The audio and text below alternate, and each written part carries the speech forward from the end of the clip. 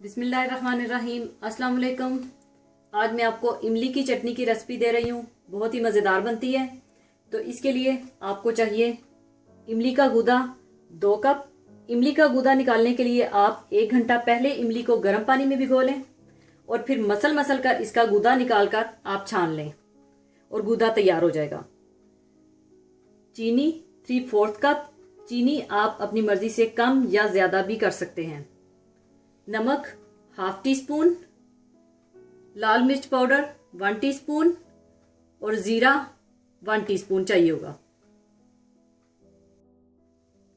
सबसे पहले आप एक बर्तन में इमली का गूदा,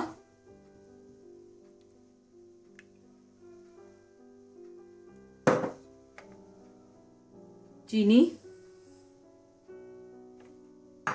और 1/2 कप पानी,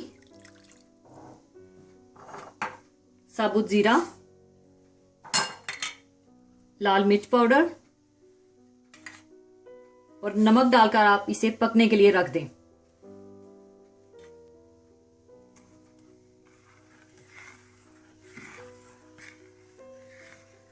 अच्छी तरह से इसको आप मिला लें।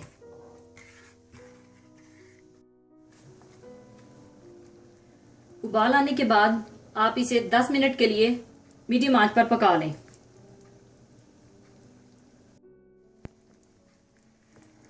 दस मिनट हो चुके हैं।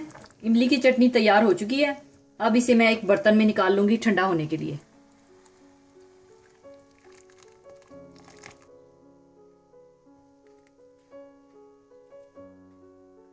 लीजिए, इमली की चटनी तैयार है।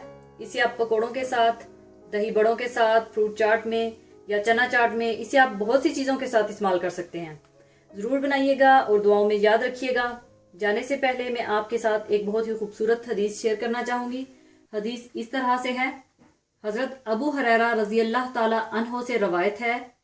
उन्होंने बयान किया कि रसूलुल्लाह सल्लल्लाहु अलैहि वसल्लम ने फरमाया, जब माह रमजान आता है तो आसमान के दरवाजे खुल जाते हैं और दोज़ख के दरवाजे बंद कर दिए जाते हैं और शयातीन को जकड़ दिया जाता है। यानी इस हदीस में आसमान के दरवाजे खुलने से मुराद दुआओं की मकबूलियत है। अब सवाल पैदा होता है कि रमजान में जब शयातीन को बंद कर दिया जाता है तो रूए ज़मीन पर अल्लाह की नाफरमानी क्यों होती है? तो इसका जवाब यह है कि औलादे आदम को गुमराह करने वाली कई कुव्वतें मुतहरक हैं। सिर्फ एक कुव्वत को बेबस कर दिया जाता है। और मेरी अल्लाह ताला से दुआ है कि अल्लाह ताला हमें अपने नफ्स पर काबू पाने की हिम्मत व ताकत दे। आमीन सुम्मा आमीन। इसी के साथ ही मैं आपसे इजाज़त चाहूँगी। अपना बहुत ख्याल रखिएगा, दुआओं में याद रखिएगा। अल्लाह हाफिज़।